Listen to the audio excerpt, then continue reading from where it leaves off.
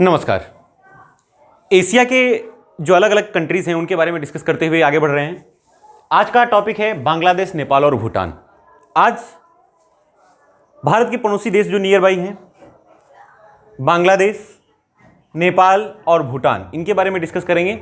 तो आइए जानते हैं, स्टार्ट करते हैं। यहाँ पे जो आप देख रहे हैं ये इंडिया का मैप है। बिल्कुल मैप में क्लियर हो रहा है, ये इंडिया का मैप है। ये ईस्टर्न वाला एरिया है, ईस्टर्न अरुणाचल प्रदेश, नागालैंड, मणिपुर, मिजोरम, त्रिपुरा। ये पूरा का पूरा एरिया बांग्लादेश का है। बांग्लादेश का यहां पे बंगाल की खाड़ी है, इसके नीचे ये जो बॉर्डर लाइन है बांग्लादेश की, इसके नीचे बंगाल की खाड़ी है। बांग्लादेश का तट बहुत ही ज्यादा कटा-फटा है। कटा-फटा होने का रीजन ये है कि जो समुद्र की लहरें हैं उसमें आके टकराती रहती हैं।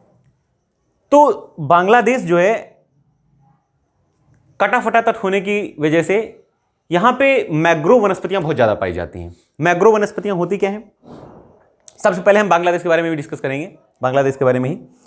तो जो कटे फटे तट हैं वहां पे मैग्रोव वनस्पतियां बहुत ज्यादा पाई जाती हैं। मैग्रोव वनस्पतियां जो होती हैं वो कैसी होती हैं? समुद्र होता है, एज्यूम कर लीजिए कि मान ये एक समुद्र है, सी है। वनस्पतियां जो होती हैं वो पानी के ऊपर आ जाती हैं, लेकिन जो उनकी जड़ें हैं वो यू टर्न लेके अपोजिट साइड से आ जाती हैं। ये श्रृंखला चलती रहती है। तो ये क्या करती हैं कि पानी में समुद्र की लहरों को ऐसा पकड़ के रखती हैं कि अगर समुद्र की जो लहरें होती हैं उनको इस प्रकार से पकड़ के रखते हैं कि जो ज्वार भाटी की लहरें आती हैं, ज्वार भाटी की लहरें, वो इस कंट्री को, वो इस देश को नुकसान कम पहुंचा पाती हैं। अगर लहरें ऊपर भी उठी तो ये वनस्पतियां लहरों को ऐसा रजिस्ट करती हैं कि लहरों को आगे नहीं बढ़ने देती हैं। तो ये मैग्रोव वनस्पतियों की खास बात होती है। मैग्रोव वनस्पतियां बांग्लादेश के तट पर काफी ज्यादा पाई जाती हैं। और देखिए, बांग्लादेश में जो है, बांग्लादेश की कैपिटल क्या है? ढाका। याद रखेंगे, बांग्लादेश की कैपिटल है ढाका। बांग्लादेश में जो है ब्रह्मपुत्र नदी और गंगा नदी दोनों आके मिलती हैं। मैं इनका पाथ बता देता हूं कैसे। ये पूरा का पूरा चाइना का एरिया है, यहां पे तिब्बत, फिर ये चाइना। तो जो तिब्बत के पठार से थोड़ी दूर पे ब्रह्मपुत्र नदी का जो निकास होता है, जब नदियों के बारे में डिस्कशन करने लगेंगे इंडियन ज्योग्राफी में तो इसके बारे में बहुत ही ज्यादा विस्तार से पढ़ेंगे, ब्रह्मपुत्र नदी के बारे में। ठीक है, हम थोड़ी सी जानकारी ले लेते हैं क्योंकि ब्रह्मपुत्र नदी यहां पे एक अपना एरिया कवर करती है, उसके बारे में देख लेते हैं। तो ब्रह्मपुत्र नदी चाइना से बहती हुई कुछ इस डायरेक्शन में आती है। डायरेक्शन मैं मार्क कर देता हूं, कुछ इस डायरेक्शन में आती है और यहां पे दिहंग गार्ज बनाती हुई यहां पे जो है इंडिया को कट करती है। इंडिया का जो बॉर्डर है अरुणाचल प्रदेश में इंटर करने के लिए दिहंग गार्ज का निर्माण करती है। क्या बोलते हैं उसको? दिहंग गार्ज। गार्ज ध्यान रखेंगे, गार्ज होता क्या है?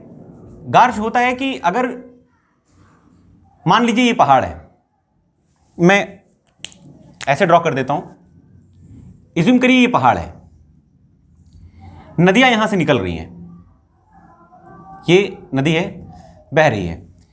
यही नदी जब बहते बहते, नदियों की खास बात क्या होती है कि नदियों की खास बात यह होती है कि ये नदियां समुद्र तल को प्राप्त करना चाहती हैं। तो नदियां समुद्र तल को प्राप्त करने के लिए बहते बहते इस पर्वत को कट करती हुई कुछ इस शेप में ला देती हैं, कुछ इस शेप में ला देती हैं नदियां, पर्वत को कट करती हुई ऐसे। और नदियां जो ऊंचाई पे बह रही थी वो नदी अब यहां से बहने लगी। क्यों? क्योंकि नदी के पानी में वेग होता है, फोर्स होता है। तो वो नदियां जो है, जो ऊपर से फ्लो हो रही थी वो नीचे से फ्लो होने लगी। जब नीचे से फ्लो होने लगी तो जो ये वाला यू टाइप की आकृति बनी, इसे ही बोलते हैं गार्ज। इसे बोलते हैं गार्ज। जो ऊपर बह रही थी नदी वो समुद्र तल को प्राप्त करने के लिए यहां पे फोर्स लगाती लगाती इतना कट कर दिया, तो ये कुछ पोर्शन इस टाइप की आकृति बनी और इस पे से नदी फ्लो होना शुरू हो गई। तो ये गार्ज उसी को बोलते हैं। तो यहां पे कौन सा गार्ज है? दिहंग गार्ज। ब्रह्मपुत्र नदी को चाइना में क्या बोलते हैं? सांगपो। कई नामों से जाना जाता है ब्रह्मपुत्र नदी को। अलग अलग नामों से जाना जाता है। कहीं पे सांगपो के नाम से जाना जाता है। अरुणाचल प्रदेश में जब इंटर करती है तो अरुणाचल प्रदेश में इसे जाना जाता है दिहंग, दिहंग के नाम से। किस नाम से जाना जाता है? दिहंग के नाम से। अरुणाचल प्रदेश में जब इंटर करती है, ये उसका पाथ है। दिहंगार सांगपो चाइना में बोलते हैं। जैसे ही इंटर की अरुणाचल प्रदेश में इसे दिहंगार से बोलते हैं। और आगे बढ़ते हैं, जब असम में इंटर किया तो असम में इसको ब्रह्मपुत्र के नाम से जानते हैं। किस नाम से जानते हैं? ब्रह्मपुत्र नाम से। जो ब्रह्मपुत्र नदी है, जिसके बारे में हम बता रहे हैं ब्रह्मपुत्र नदी, उसको किन नामों से जानते हैं? सांगपो, अरुणाचल प्रदेश में दिहंग, और जब असम में इंटर करती है तो उसे ब्रह्मपुत्र के नाम से जानते हैं। ब्रह्मपुत्र नदी पूरे आसाम को कवर करती है। पूरे आसाम को कवर करती हुई बांग्लादेश में इंटर करती है।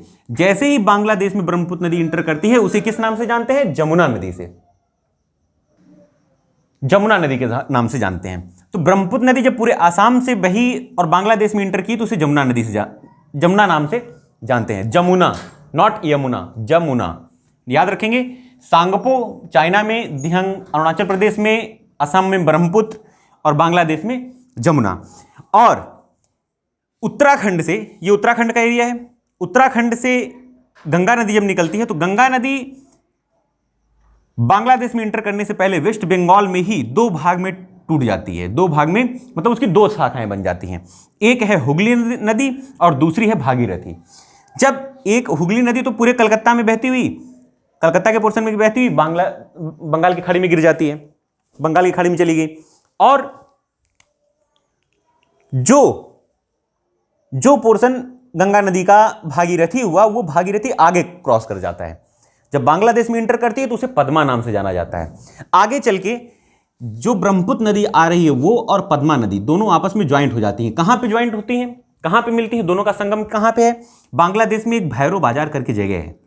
भैरो बाजार में ये दोनों नदियां, कौन सी? जमुना नदी और पद्मा नदी। गंगा नदी को पद्मा नदी जाना जाता है और ब्रह्मपुत्र नदी को जमुना के नाम से जाना जाता है। दोनों नदियां आपस में संगम होता है। कहां पे? भैरो बाजार में, भैरो बाजार में। ठीक है। फिर मणिपुर, यहां पे मणिपुर है, ये वाला एरिया मणिपुर का हो गया।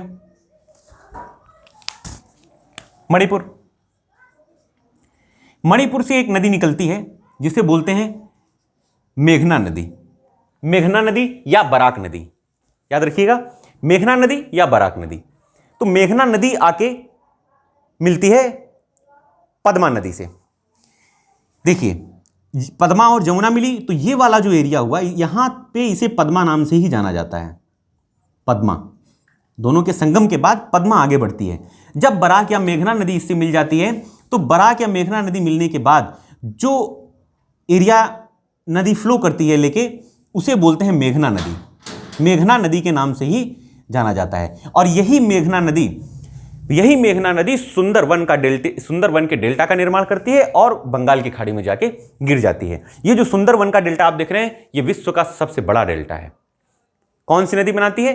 ब्रह्मपुत्र और गंगा नदी का संगम बनाता है। और नाम अगर पर्टिकुलरली पूछ ले कि कौन सी नदी, तो मेघना नदी बनाती है। क्लियर है? मेघना नदी ये है। मेघना नदी ही जो गंगा और ब्रह्मपुत्र के संगम की लास्ट शाखा है, लास्ट जो नाम है वो है मेघना नदी। मेघना नदी ही बंगाल की खाड़ी में गिरती है। क्लियर हुआ? बंगाल की खाड़ी। अब बांग्लादेश में छोटा सा देश है, ये नेपाल, भूटान और बांग्लादेश ही छोटे छोटे देश हैं। बांग्लादेश में एक जगह है जिसे बोलते हैं नारायणगंज। मैंने यहां पे लिखा हुआ है नारायणगंज। नारायणगंज को बांग्लादेश का डुंडी भी बोला जाता है। बांग्लादेश का डुंडी बोला जाता है। जो बांग्लादेश का डुंडी बोला जाता है, तो डुंडी क्या है? डुंडी स्कॉटलैंड में एक जगह है जहां पे जूट का उत्पादन होता है।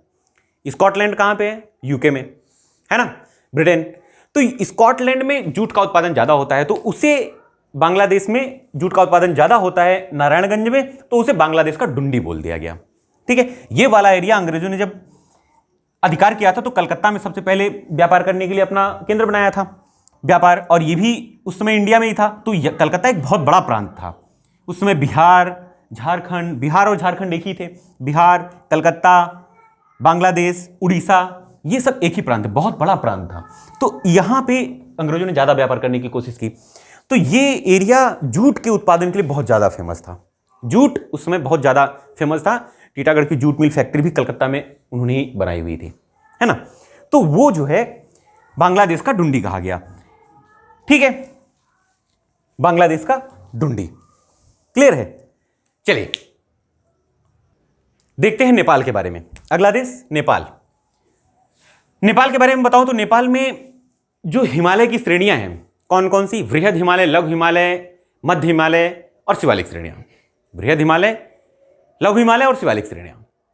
अगर इनके बारे में देखते हैं तो मैंने जब हिमालय की उत्पत्ति वाला चैप्टर कवर किया हुआ है, मैं फिर से बोलूंगा हिमालय की उत्पत्ति वाला चैप्टर आप जरूर रिवाइज करें। जो हिमालय की उत्पत्ति वाला चैप्टर है उसे जरूर रिवाइज करें। हिमालय की उत्पत्ति वाले चैप्टर में बड़े ही विस्तार से बताया है कि कैसे हिमालय की उत्पत्ति हुई, क्योंकि हिमालय का ज्यादातर जो चोटियां हैं, हिमालय की ज्यादातर जो चोटियां हैं वो नेपाल में ही हैं। ठीक है, आइए इनके बारे में थोड़ा स्टडी कर लेते हैं। जो भी इंपॉर्टेंट फैक्ट्स होंगे उनको लिख लेते हैं, नोट कर लेते हैं। देखिए ये पूरी की पूरी इंडियन प्लेट है। इंडियन प्लेट अलग हुई थी, शॉर्ट में बता देता हूं, इंडियन प्लेट अलग हुई थी अफ्रीकन प्लेट से, और यूरेशियन प्लेट, वो यूरेशियन प्लेट अलग ही थी। तो इंडियन प्लेट का मूवमेंट जो हुआ वो कुछ इस डायरेक्शन में हुआ, नॉर्थ ईस्ट डायरेक्शन में। जब नॉर्थ ईस्ट डायरेक्शन में इसका मूवमेंट हुआ तो यूरेशियन प्लेट अगर एज्यूम करते हैं तो ये यूरेशियन प्लेट है, ये यूरेशियन प्लेट है, और ये इंडिया टूट के अलग हुआ अफ्रीका से, ये मानते हैं यूरेशियन प्लेट है। जैसे जैसे इंडियन प्लेट आगे बढ़ी तो यहां पे जो था वो टेथिस सागर समुद्र था, जो पेंजिया पंथालासा था उसमें ब्रेक होने के बाद यहां पे टेथिस सागर भरा हुआ था। तो जैसे जैसे इंडियन प्लेट मूव हुई वो टेथिस सागर का मलबा उठा के यूरेशियन प्लेट के साथ टकराव होने की वजह से इंडिया आगे बढ़ा, यूरेशियन प्लेट इधर की ओर की। इंडिया तेजी के साथ आगे बढ़ रहा था तो बीच में जो टेथिस सागर का मलबा था वो उठकर वलित होकर ऊपर उठ गया, वलित हो गया। तो जो है ये आगे बढ़ा और ये वलित हो गया। ये क्रिया जो है साल दर साल कई स्टेजों में हुई। तो सबसे पहली जो फोल्ड हुआ वो हुआ वृहद हिमालय, दूसरी स्टेज में जो हुआ वो लघु हिमालय हुआ, तीसरी स्टेज में हुआ शिवालिक श्रेणियां हुआ। वो कई स्टेजों में हुआ था। ठीक है, क्लियर हुआ, मोटा मोटा आइडिया मिला। अब देखिए ये जो है वृहद हिमालय, जो रेड कलर से आप यहां पे देख रहे हैं वो है वृहद हिमालय। वृहद हिमालय में, वृहद हिमालय की कुछ चोटियां हैं जिनके बारे में देख लेते हैं। ये कौन सी चोटी है? धौलागिरी, अन्नपूर्णा, मसालू। कई बार इनका क्रम पूछ लेता है एग्जाम में कि ये किस क्रम में है, तो इनका क्रम भी याद रख लीजिएगा। धौलागिरी, अन्नपूर्णा, मसालू, एवरेस्ट और मकालू। कंचनजंगा यहां पे है जो सेकंड नंबर पे सबसे ऊंची चोटी है इंडिया की। पहले नंबर पे कंचनजंगा है ना, इंडिया की। दूसरे नंबर पे कंचनजंगा, और यहां पे है K2 गार्डविन ऑस्टिन जो सबसे ऊंची चोटी है ना। तो कंचनजंगा भी बृहद हिमालय पे ही है।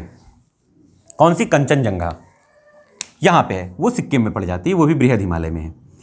इनका अगर ऊंचाइयों के क्रम में देखिए कि कौन से सबसे ज्यादा ऊंची है, तो सबसे पहले एवरेस्ट पड़ती है पहले नंबर पे, एवरेस्ट। फिर पड़ती है कंचनजंगा, फिर पड़ती है धौलागिरी। ठीक है, एवरेस्ट, कंचनजंगा, मकालू, धौलागिरी, अन्नपूर्णा, मसालू, इस टाइप से। ठीक है, ये याद रखिएगा, कई बार इनका क्रम एग्जाम में पूछ लेता है।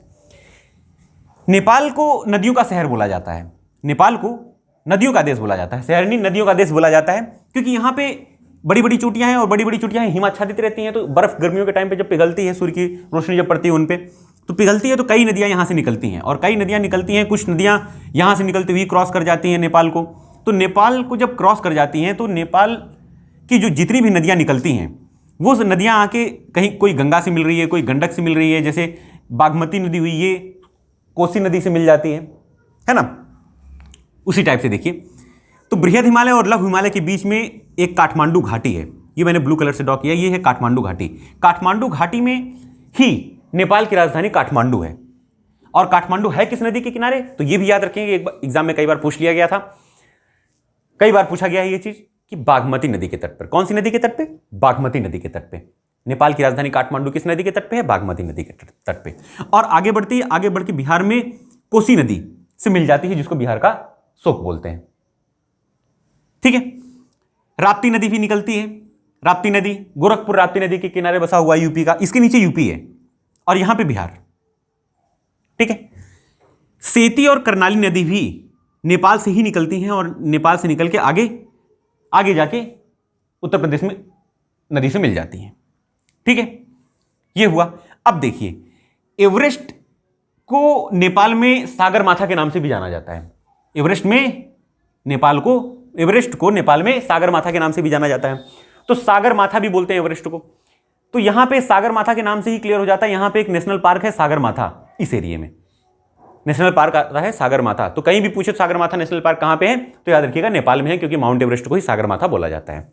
दूसरा एक नेशनल पार्क है, हाँ सागर माथा हो गया, वारडिया नेशनल पार्क और शुक्ला फांटा, ये यहीं पे है आसपास, वारडिया और Shukla Phanta national park. Clear है, ये थी कुछ जानकारियां नेपाल के बारे में। चलते हैं अब अगले, भूटान। छोटा सा देश है, इसको भी स्टडी कर लेते हैं, इसको भी स्टडी करते हैं, देख लेते हैं इसको भी। देखिए, ये है भूटान, एक छोटा सा देश है। भूटान में तूफान बहुत ज्यादा आते हैं, मोटा मोटा आइडिया रखिए, भूटान में तूफान बहुत ज्यादा आते हैं। भूटान के जितने भी लोग हैं वो सब बौद्ध धर्म को मानने वाले हैं, बौद्ध धर्म का पालन यहां पे किया जाता है। ठीक है, भूटान के मूल निवासियों को गालोब बोला जाता है। लिखते जाइए, ये चीजें नोट करते जाइए। मूल निवासियों को क्या बोला जाता है? गालोब, गालोब बोलते हैं, गालोब मूल निवासियों को। दो नदियां हैं, वांगचू और संकोस। वांगचू नदी जो निकलती है भूटान से ही निकलती है, क्योंकि भूटान से भी बृहद हिमालय होकर गुजरता है ना, भूटान से भी होकर गुजरता है। भूटान में जो नदी निकलती है वांगचू नदी, उसको अरुणाचल प्रदेश में, भूटान में जो निकलती है नदी उसको असम में रेदक के नाम से जाना जाता है, नॉट अरुणाचल प्रदेश, रेदक के नाम से जाना जाता है। कहां पे? असम में। ठीक है, वांगचू नदी ऊपर से बहती हुई आती है और अरुणाचल प्रदेश में रेदक के नाम से जाना जाता है, और यही रेदक ब्रह्मपुत्र नदी की सहायक नदी है, ब्रह्मपुत्र नदी में जाके मिल जाती है। संकोस नदी भी भूटान से निकलती है और आगे चल के अरुणाचल प्रदेश और असम का बॉर्डर शेयर करती है, अरुणाचल प्रदेश और असम का बॉर्डर शेयर करती है और ब्रह्मपुत्र नदी में जाके मिल जाती है, ब्रह्मपुत्र नदी से मिल जाती है। अब देखिए, रेदक नदी, रेदक बोलते हैं आसाम में, याद रखेंगे, रेदक वांगचू नदी को ही बोलते हैं असम में। कई बार एग्जाम में आया है, तो इसे जरूर नोट करते जाइएगा जो बता रहा हूं। ब्रह्मपुत्र नदी, ब्रह्मपुत्र की सहायक नदियां नदियों के वाले चैप्टर में अच्छे से पढ़ेंगे, चुक्का, ताला, संकोस, वांगचू, दिहांग, दिबंग, ये सब उसकी सहायक नदियां हैं, आगे भी देखेंगे। ठीक है, ये है। और देखिए, यहां पे पारो एयरपोर्ट है। पारो पहले पुरानी राजधानी भी रहा करती थी भूटान की। पारो एयरपोर्ट इंटरनेशनल एयरपोर्ट है। और जो है, और कुछ बचा इसमें, बौद्ध धर्म को मानते हैं। ठीक है, ये भी हो गया। इसको लैंड ऑफ थंडरबर्ड भी बोलते हैं, तूफानों का देश है ना। तो बस ज्यादा इसके बारे में जानने के लिए नहीं है, ये कुछ फैक्ट्स थे जो उनके बारे में। हाँ, फुटसोलिंग एक जगह है, ये भी देख लेते हैं। फुटसोलिंग यहां पे नोट किया हुआ है मैंने। फुटसोलिंग एक जगह है जहां पर ज्यादातर व्यापार, ज्यादातर उद्योग जो भी है, भूटान के छोटा सा कंट्री है, तो जो भी उद्योग हैं वो फुटसोलिंग में ही हैं। तो फुटसोलिंग को व्यापारिक हृदय स्थल भी बोलते हैं, भूटान का व्यापारिक हृदय स्थल भी बोला जाता है फुटसोलिंग को। तो ये नाम याद रख लीजिएगा, फुटसोलिंग। ठीक है, आशा करता हूं इस वीडियो में आपको काफी कुछ जानने को मिला होगा। बने रहिए हमारे साथ। ब्लॉग एंड जील को लाइक, शेयर और सब्सक्राइब करना ना भूलिए। मिलते हैं अगले वीडियो में, तब तक के लिए नमस्कार।